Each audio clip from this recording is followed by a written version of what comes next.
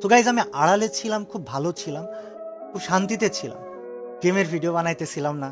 একটা সময় ছিল ভিউজের জন্য যা খুশি তাই করতেছিলাম, এটা ক্রেজ পাইতেছিলাম, ফেম পাইতেছিলাম, সাবস্ক্রাইবার্স পাইতেছিলাম, টাকা ইনকাম হচ্ছিল। আর তোমরা একটা বিষয় কি জানো, হয়তোবা এগুলো আমি আর করব না।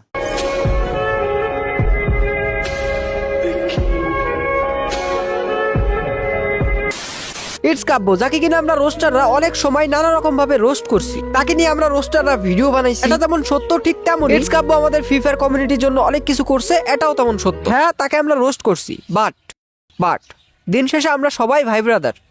তো টাইটেল এবং থাম্বনেলে তোমরা যাই দেখছো সেটাই সত্য। ইটস কাব্য যে কিনা ফ্রি ফায়ার ইউটিউব গেম ছেড়ে দিতে যাচ্ছে, অবশ্যই এটা আমার কোনো মন করা কথা নয়, এটা ডিরেক্ট ইটস কাব্যর কথা। গাইস, তোমরা যদি এখন কাব্য ভাইয়ের ইউটিউব চ্যানেলে যাও তাহলে লক্ষ্য করবে একটা জিনিস, তার চ্যানেলে ভিডিও নাই। গনে গনে 7টা লং ভিডিও আছে এবং তাছাড়া তার শর্ট ভিডিও রয়েছে কয়েকটা। এখানে ইটস কাব্য চ্যানেলে 1800 প্লাস ভিডিও ছিল, সেখানে এখন মাত্র পাবলিক রয়েছে 25টা ভিডিও। এখন কেন সে ভিডিওগুলো প্রাইভেট করছে, চলো ইটস কাব্য ভাইয়ের কাছ থেকেই শুনে আসি। বিশাল অ্যামাউন্ট অফ মানুষ আমাকে প্রশ্ন করতেছে, কল দিতেছে যে ভাই আপনার চ্যানেলের 1800 ভিডিও কোথায় গেল। ওয়েল, কোথায় গেল কি হলো তোমাদেরকে বলবো না, তবে বিষয় হচ্ছে যে একটা পরিকল্পনা ছিল, আছে। আমার জন্য দোয়া করো যেন আমি পরিকল্পনাটা বাস্তবায়ন করতে পারি, এবং তোমরা আমাকে মনে রেখো আজীবন। আমি তোমাদেরকে আসলে অনেক ভালোবাসি, কিন্তু তোমাদের থেকে বেশি ভালোবাসি আমি আল্লাহকে।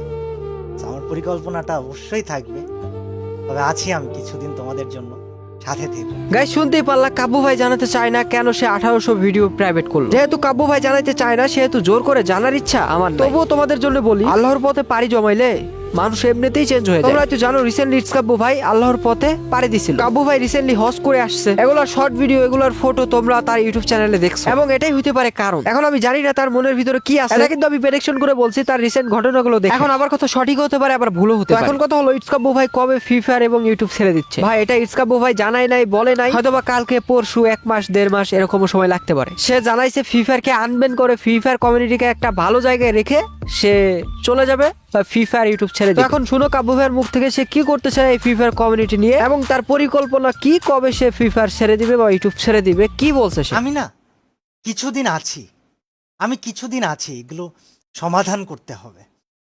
ফার্স্ট অফ অল ফ্রি ফায়ারকে টোটালি আনব্যান করতে হবে, অথবা যেই আংশিক কার্যক্রম নিষিদ্ধ এই অধ্যাদেশটা এনে দিতে হবে, এবং এটা অফিসিয়ালদেরকেই করতে হবে। গাইস, কাব্য ভাই তার ভিডিওতে অনেক কথা বলছে যেগুলো আমার ভিডিওতে তুলে ধরা পসিবল না, কারণ এত কিছু তুলে ধরলে ভিডিওটা অনেক বড় হয়ে যাবে। তো আমি শর্টকাটে বলে দিই, যেহেতু আমি ভিডিওটা ফুল দেখছি, আমি শর্টকাটে বলে দিই ইটস কাব্য ভাই তার ভিডিওতে কি কি বলছে, তার পরিকল্পনা কি, সে ইউটিউব কবে ছেড়ে দিবে, ফ্রি ফায়ার কবে ছেড়ে দিবে। ইটস কাব্য ভাই বলছে সে আর কিছুদিন আছে আমাদের মাঝে, বা এই ইউটিউবে বা এই ফ্রি ফায়ার, এবং এই কিছুদিনের মধ্যে সে ফ্রি ফায়ারকে আনব্যান করতে চায় পুরোপুরি, এবং আনব্যান হইলেও, যদি আনব্যান হয়েও থাকে তবুও কিছু আদেশ নিষেধ আছে, ওগুলা ঠিকঠাক করবে, করাইবে বলতে পারো। কারণ এই আদেশ নির্দেশ ঠিকঠাক না হলে এবং এই ফ্রি ফায়ার আনব্যান না হলে ভাই কালকে বিকালের মতো ল্যান্ড টুর্নামেন্ট ওয়াচ পার্টি গুলো সব নিষিদ্ধ হয়ে যাবে, করতে পারবে। তোমরা তো জানো কালকে যে FFWS গ্র্যান্ড ফাইনাল হলো, ওই গ্র্যান্ড ফাইনালের ওয়াচ পার্টি হওয়ার কথা ছিল বসুন্ধরাতে, কিন্তু সেই ওয়াচ পার্টি শেষ পর্যন্ত হয় নাই। কেন হয় নাই? কারণ ফ্রি ফায়ার অফিসিয়ালি এখনো বাংলাদেশ থেকে আনব্যান হয় না, এবং কিছু আদেশ নির্দেশ রয়েছে যেগুলো এখনো ঠিকঠাক করা হয় নাই। মানে যারা বাংলাদেশের ফ্রি ফায়ার অফিসিয়াল আছে তারা ভাই এগুলো নিয়ে কাজই করে না। তাহলে ভাই ফ্রি ফায়ার পুরোপুরি আনব্যান কেমনে হবে, ফ্রি ফায়ার ওয়াচ পার্টি কেমনে হবে ভাই? তো কাব্য ভাই বলছে এগুলো ঠিকঠাক করতে কাজ করবে সে, এবং এগুলো ঠিকঠাক হওয়ার পরে কাব্য ভাই ইউটিউব এবং ফ্রি ফায়ার ছেড়ে দিতে পারে। এখন কাব্য ভাই কেন ইউটিউব ফ্রি ফায়ার ছেড়ে দিবে এটা সে জানাইতে চায় নাই আমাদেরকে, এবং তার ভিডিওতে সে বলছে এগুলা সে জানাইবে না কাউকে, তার কল্পনা তার প্ল্যান কি এগুলা কাউকেই জানাবে না কাব্য ভাই। যেহেতু কাব্য ভাই জানাতে চায় না, সেহেতু জোর করে জানার ইচ্ছা আমাদের। এখন দেখা যাক কি হয়। কাব্য ভাই বলছে এগুলো ঠিকঠাক করবে, দেন নাকি সে ইউটিউব ফেসবুক